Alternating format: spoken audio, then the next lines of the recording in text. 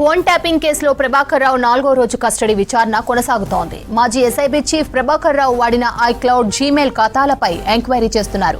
Apple, Gmail సంస్థల నుంచి వచ్చిన డేటా ఆధారంగా దర్యాప్తు చేస్తున్నారు. ఐక్లౌడ్ ఖాతాను అమెరికాలో ఉన్న డివైస్ లో ప్రభాకర్ రావు ఎందుకు లాగిన్ అయ్యారన్న దానిపై ఆరా తీస్తున్నారు. ఎఫ్ఎస్ఎల్ సమాచారాన్ని రిట్రైవ్ చేయడంపై ఫోకస్ పెట్టారు. ఫోన్ ట్యాపింగ్ కు ఎవరు ఆదేశాలు ఇచ్చారు, ట్యాపింగ్ కోసం ఎలాంటి సాంకేతిక పరికరాలు, కిట్స్ ఉపయోగించారు అన్న దానిపై సెట్ విచారిస్తోంది. ట్యాపింగ్ కేసు విచారణకు సంబంధించి మరిన్ని డీటెయిల్స్ రామ్ ప్రసాద్ అందిస్తారు. రామ్ ప్రసాద్, 4వ రోజు విచారణ అప్డేట్స్ ఏంటి? తెలంగాణ రాష్ట్ర వ్యాప్తంగా సంచలనం సృష్టించినటువంటి ఫోన్ ట్యాపింగ్ కేసుకు సంబంధించి ప్రధాన నిందితుడిగా ఉన్నటువంటి ప్రభాకర్ రావు, ఎస్ఐబి మాజీ చీఫ్ ప్రభాకర్ రావును జూబ్లీ హిల్స్ పోలీస్ స్టేషన్లో సిట్ అధికారుల బృందం 4వ రోజు విచారణ కొనసాగిస్తుంది. మనం ఒకసారి కేసును గమనించినట్లయితే ఇటీవల సుప్రీంకోర్టు ఆదేశాలతో అయితే మాజీ SIB chief Prabhakar Rao Jubilee Hills police స్టేషన్లో ఇటు లొంగిపోవడం జరిగింది. సరెండర్ అయిన అనంతరం అయితే విచారణ కూడా అధికారులు గత 3 రోజుల నుంచి కూడా విచారణ చేస్తున్నారు. ఎందుకంటే ఫోన్ ట్యాపింగ్ కేసులో కీలకంగా ఎస్ఐబి చీఫ్గా ఉన్నటువంటి ప్రభాకర్ రావు నేతృత్వంలోనే మొత్తం కూడా వ్యవహారం జరిగిందంటూ ఇటు పోలీసులు నిర్ధారణకు వచ్చిన అనంతరం ఏవన్గా ఉన్నటువంటి ప్రభాకర్ రావును పూర్తి స్థాయిలో విచారణ జరిపినట్లయితే అసలు ఫోన్ ట్యాపింగ్ కేసుకు సంబంధించినటువంటి మరిన్ని వివరాలు కూడా తెలిసేటువంటి అవకాశం ఉండడంతో అయితే ఇటు సుప్రీంకోర్టు ఆదేశాల మేరకు 7 రోజుల కస్టడీలో భాగంగా అయితే ఈరోజు 4వ రోజు ప్రభాకర్ రావును ఇటు సిట్ అధికారుల బృందం విచారణ చేపడుతుంది. ముఖ్యంగా మనం చూస్తే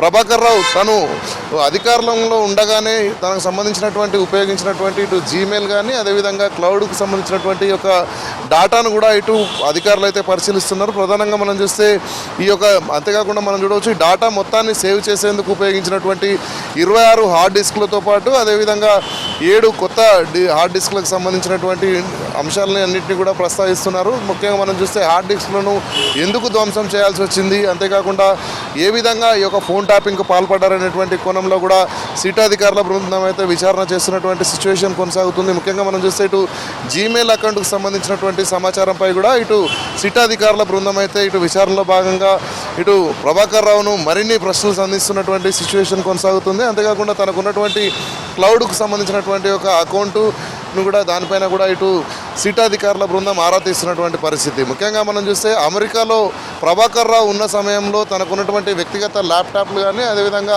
తనకు సంబంధించినటువంటి ట్యాబ్లలో అమెరికా నుంచి ఎందుకు తను లాగిన్ అవ్వాల్సినటువంటి అవసరం వచ్చింది, ఎందుకంటే ఇటు ప్రభుత్వానికి సంబంధించినటువంటి ఒక డాటా కానీ తనకు విధులకు సంబంధించినటువంటి ఒక అకౌంట్లను అతను అమెరికాలో ఎందుకు యూజ్ చేయాల్సి వచ్చిందనేటువంటి కోణంలో కూడా సిట్ అధికారుల బృందం అయితే ఇటు ప్రశ్నిస్తున్నటువంటి సిచ్యువేషన్ కొనసాగుతుంది. అంతేకాకుండా గతంలో ఎస్ఐబి చీఫ్గా ఉన్నటువంటి ప్రభాకర్ రావు ఆదేశాలతోనే కింది స్థాయిలో ఉన్నటువంటి అధికారులందరూ కూడా మనం చూస్తే ఫోన్ ట్యాపింగ్లో ఉన్నటువంటి అక్యూజులందరూ కూడా ఇప్పటికే అరెస్ట్ అవ్వడం జరిగింది, జైలుకు వెళ్ళడం జరిగింది.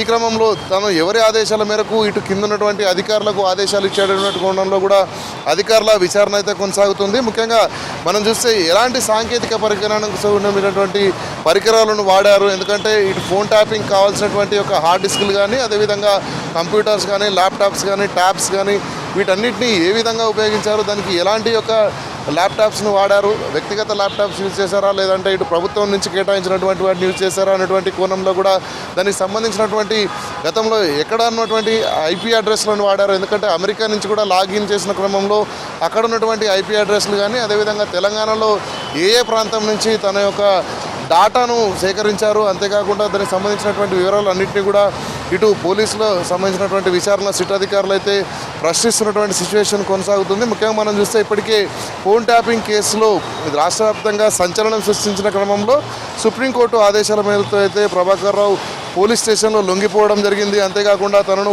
ఫిజికల్గా టార్చర్ చేయొద్దు అని పోలీసులకు సుప్రీంకోర్టు కూడా ఆదేశాలు ఉన్న క్రమంలో కస్టడీ విచారణలో భాగంగా సిట్ అధికారులు అయితే విచారణ కొనసాగిస్తున్నారు. అంతేకాకుండా మనం చూస్తే ప్రభాకర్ రావు ఈ యొక్క విచారణలో చెప్పేటువంటి ఒక సమాచారంతో ఇటు రాష్ట్రంలో రాజకీయాలను మనం గమనించవచ్చు. ఎందుకంటే గత ప్రభుత్వ హయాంలో ఈ యొక్క ఫోన్ ట్యాపింగ్ జరిగిన క్రమంలో ఎవరి పేరు చెప్తారు, అంతేకాకుండా ఎవరి ఆదేశాల మేరకు తాను కింది స్థాయి అధికారులకు ఈ యొక్క ఫోన్ ట్యాపింగ్ సంబంధించినటువంటి ఆదేశాలు ఇచ్చారన్నటువంటి కోణంలో కూడా సిట్ అధికారుల దర్యాప్తు కొనసాగుతున్న వేళ రాష్ట్రంలో ఇటు గతంలో ఉన్నటువంటి ప్రభుత్వానికి అనుకూలంగా ఈ యొక్క నిర్ణయాలు తీసుకున్నారు, గతంలో ఉన్నటువంటి ప్రభుత్వానికి ఈ యొక్క సమాచారాన్ని చేరవేశారనేటువంటి కోణంలో కూడా దర్యాప్తు కొనసాగుతున్న క్రమంలో ఇటు ప్రభాకర్ రావు విచారణలో ఎలాంటి వివరాలు చెప్తారు, అంతేకాకుండా ఎవరి యొక్క ప్రోగ్బలంతో తాను ఈ యొక్క ఫోన్ ట్యాపింగ్కు ఆదేశాలు ఇచ్చేటటువంటి అన్ని కోణాల్లో కూడా పోలీసుల దర్యాప్తు అనేది కొనసాగుతుంది. ముఖ్యంగా మనం చూస్తే ఫోన్ ట్యాపింగ్లో మనం చూడవచ్చు ఇప్పటికే ఆరోపణలు ఎదుర్కొంటున్నటువంటి గత ప్రభుత్వ పెద్దలకు సంబంధించినటువంటి పర్సనల్ సెక్రటరీస్ కానీ అదేవిధంగా వివిధ శాఖలకు సంబంధించినటువంటి ఈ యొక్క అధికారులు కూడా, ఎందుకంటే ఫోన్ ట్యాపింగ్లో పోలీస్ శాఖలో వివిధ విభాగాలకు సంబంధించినటువంటి అధికారులను కూడా విచారణ చేసినటువంటి క్రమంలో ఫోన్ ట్యాపింగ్కు గురైనటువంటి బాధితుల స్టేట్మెంట్లను కూడా ఇప్పటికే సిట్ అధికారుల బృందం విచారణ చేయడం జరిగింది. వారికి సంబంధించినటువంటి స్టేట్మెంట్లను కూడా రికార్డ్ చేసిన క్రమంలో దీనికి సంబంధించి ఎవరెవరు దీనికి పూర్తి స్థాయిలో బాధ్యత వహించాల్సి ఉంటుందనేటువంటి కోణంలో కూడా ఇటు విచారణలో కొనసాగుతూ ఉంది. ముఖ్యంగా ప్రభాకర్ రావు ఈ యొక్క విచారణలో ఎలాంటి సంచలన విషయాలు చెప్తారనేది కూడా కొంత ఆసక్తి నెలకొన్న క్రమంలో తాను విధుల్లో ఉన్నప్పుడు ఏదైతే రూల్ నెంబర్ 419 అదేవిధంగా 419A సంబంధించినటువంటి నిబంధనలను ఉల్లంఘించాల్సి వచ్చిందనేటువంటి కోణంలో కూడా సిట్ అధికారుల బృందం అయితే ఆరా తీస్తుంది. అంతేకాకుండా ఇటు 26 హార్డ్ డిస్క్లను ధ్వంసం చేయడానికి గల ప్రధాన కారణం ఏమై ఉండవచ్చు, తనపైన ఎలాంటి ఒత్తిడి ఉన్న క్రమంలో ఈ యొక్క డాటాను చోరీ చేసినారా లేదంటే ఫోన్ ట్యాపింగ్ సంబంధించినటువంటి సమాచారాన్ని తీసుకున్న అనంతరం ఇటు హార్డ్ డిస్క్లను ఎందుకు ధ్వంసం చేయాల్సి వచ్చిందనేటువంటి కోణంలో కూడా దర్యాప్తు కొనసాగుతున్న క్రమంలో, అంతేకాకుండా కొత్తగా కొన్ని 7 హార్డ్ డిస్క్లను కూడా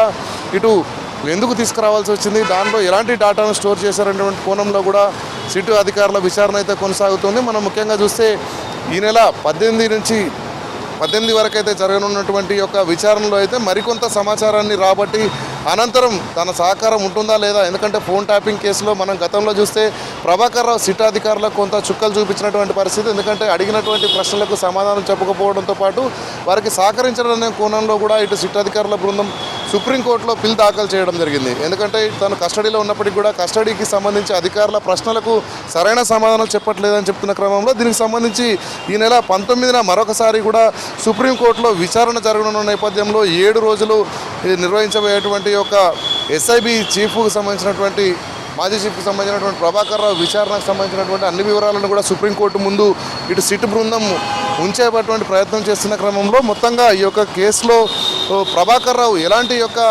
నిజాలు బయటపెడతాడు, ఎందుకంటే గత ప్రభుత్వంలో ఎలాంటి ఆదేశాలు, ఎవరి ఆదేశాల మేరకు వీటన్నిటినీ కూడా సమాచారాన్ని సేకరించడం కానీ ఫోన్ ట్యాపింగ్ చేయడం కానీ కింది స్థాయి అధికారులకు ఆదేశాలు ఇవ్వడంతో పాటు ముఖ్యంగా తను ఎలాంటి సాంకేతిక పరిజ్ఞానానికి సంబంధించినటువంటి పరికరాలను వాడారు, దానికి సంబంధించినటువంటి లాగిన్స్ కానీ ఇటు క్లౌడ్ మెయిల్స్కి సంబంధించి కానీ జీమెయిల్కి సంబంధించినటువంటి పూర్తి డాటాను కూడా ఆధారంగా చేసుకొని అయితే సిట్ అధికారుల బృందం ఈరోజు 4వ రోజు అయితే ప్రభాకర్ రావును ప్రశ్నిస్తున్నటువంటి పరిస్థితి జూబ్లీ హిల్స్లో ఉన్నటువంటి సిట్ కార్యాలయం వద్ద కొనసాగుతుంది. శ్రవంతి.